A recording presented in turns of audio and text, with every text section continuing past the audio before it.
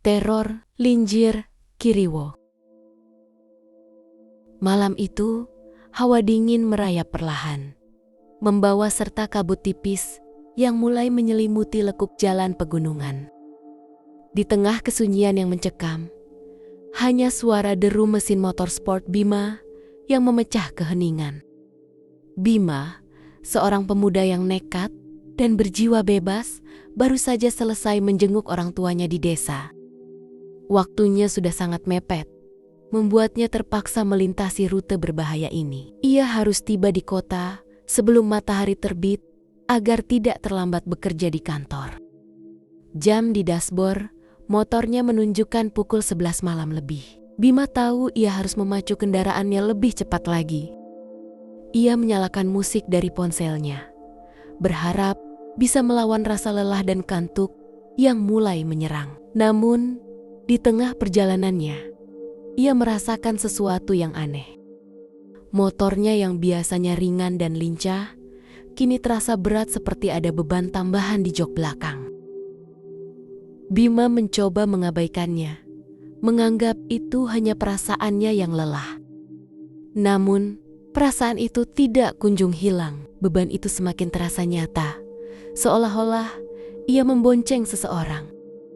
Hawa dingin di sekitar Bima juga terasa semakin menusuk, membawa aroma bunga melati yang sangat kuat. Aroma itu begitu pekat dan menusuk, membuat Bima merinding.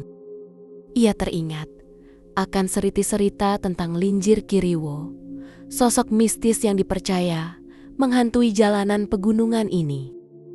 Konon, ia adalah arwah seorang wanita yang menjadi korban kecelakaan di area ini, yang seringkali menampakkan diri untuk mencari teman atau sekadar mengganggu pengendara yang lewat.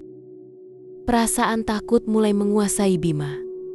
Ia mematikan musiknya, mencoba fokus pada jalan yang berkelok-kelok di depannya. Ia berusaha meyakinkan dirinya sendiri bahwa semua itu hanya khayalannya, akibat kelelahan dan ketakutan yang berlebihan. Namun, pandangannya beralih ke kaca spion motornya, mencoba memastikan bahwa ia tidak berkendara sendirian di jalan yang sepi ini.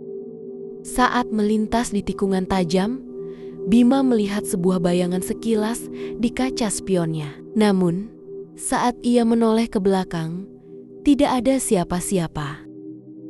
Bima kembali menoleh ke depan, dan ia melihat sesuatu yang membuatnya merinding. Sebuah bayangan hitam melintas dengan cepat di depannya, lalu menghilang ke dalam kegelapan hutan. Bima mempercepat laju motornya, berusaha mengusir ketakutan yang menguasai dirinya. Namun, tiba-tiba motornya terasa sangat berat, seperti ada yang menariknya ke belakang. Bima mencoba mengendalikan motornya, tapi ia kesulitan.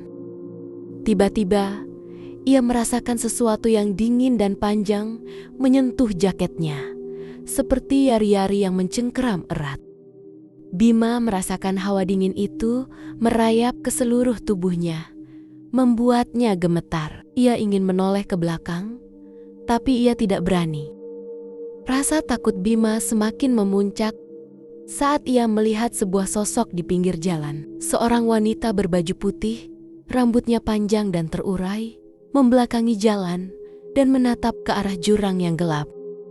Bima merinding. Ia mempercepat laju motornya, berusaha melewati sosok itu secepat mungkin. Saat melintasi sosok itu, motornya oleng, dan beban di belakangnya terasa semakin kuat. Bima bisa merasakan jaketnya disentuh oleh yari-yari yang dingin dan panjang. Ia kembali menoleh ke spion. Jantungnya serasa berhenti berdetak. Di spion, ia melihat rambut panjang yang hitam menutupi sebagian wajah dari sosok yang ia lihat di pinggir jalan tadi.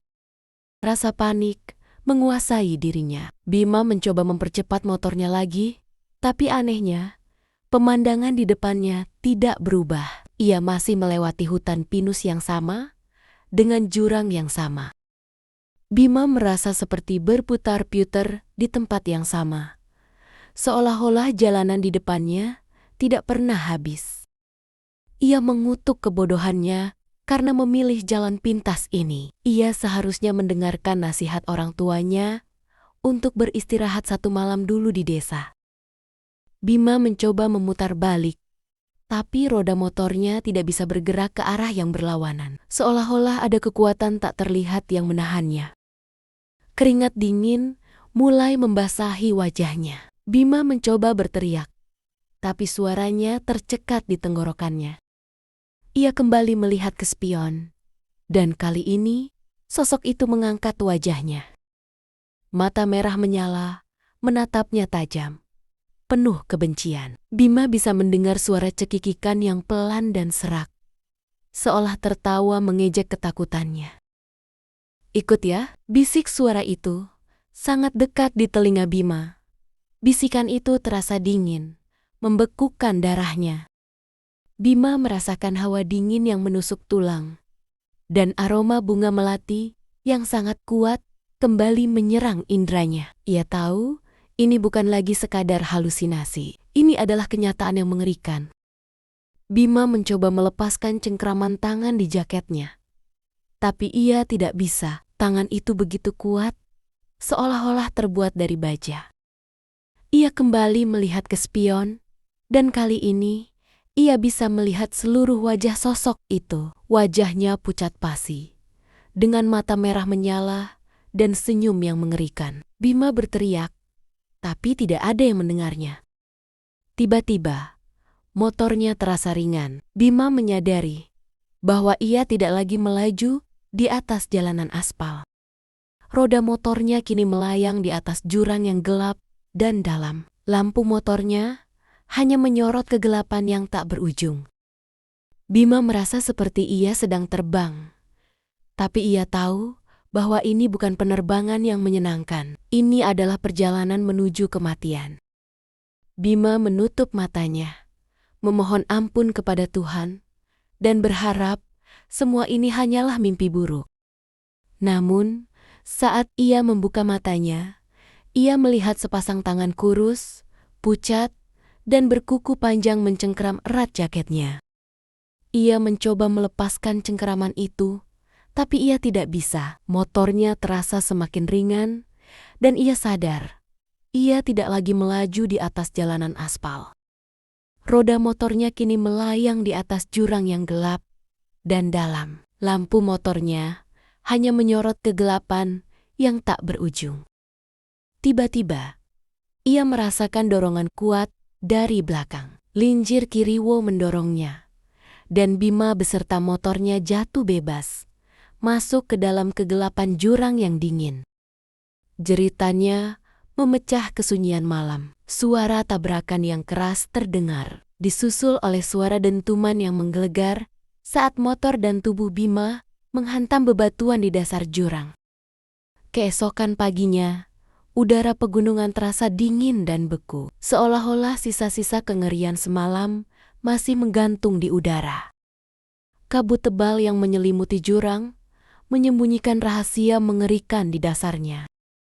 Berdasarkan laporan warga, tim SAR yang terdiri dari personel terlatih dan beberapa warga lokal yang bersedia membantu memulai operasi pencarian yang sulit. Mereka menuruni tebing curam. Tali temali terikat erat pada pohon-pohon besar mencari jejak Bima. Di dasar jurang, pemandangan itu mengerikan. Motor Bima sudah tidak berbentuk, remuk di antara bebatuan tajam dan pepohonan tumbang. Motor itu menjadi serpihan besi hancur yang mengenaskan.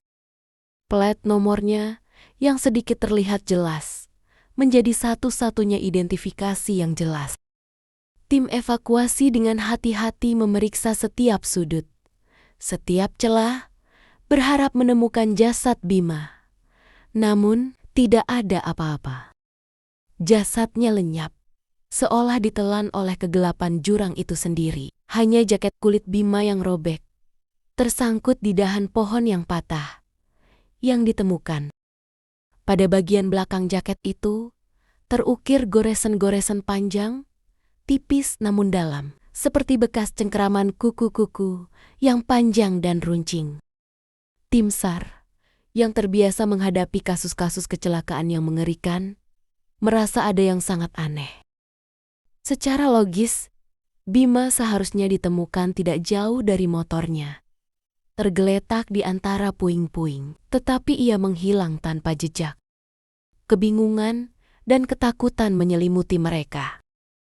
Mereka tidak bisa memberikan penjelasan yang masuk akal atas hilangnya jasad Bima. Sementara tim SAR sibuk dengan kebingungan mereka, warga setempat yang membantu evakuasi tidak terkejut. Mereka hanya menghela napas panjang dan berbisik, pasti Linjir Kiriwo yang melakukannya.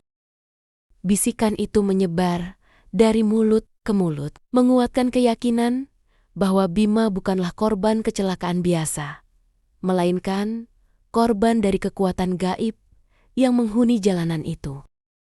Kisah Bima, si pemuda nekat yang mungkin menjadi korban Linjir Kiriwo, menjadi cerita baru di kalangan penduduk setempat. Ia bukan hanya sebuah cerita, melainkan sebuah peringatan nyata untuk berhati-hati berkendara, terutama di malam hari. Di dunia ini, masih banyak yang belum bisa dijelaskan oleh logika dan sains. Lebih baik dihormati daripada ditantang. Keberanian Bima untuk menantang kegelapan, pada akhirnya membuatnya menjadi bagian dari cerita tragis itu sendiri. Satu-satunya petunjuk yang tersisa adalah goresan panjang di jok belakang motornya, seolah-olah ada yang mencengkeramnya erat sebelum terjatuh. Atau itu hanya bagian dari goresan tajam dari renting-renting pohon di jurang. Ingat, tetap berpikiran positif. Selesai.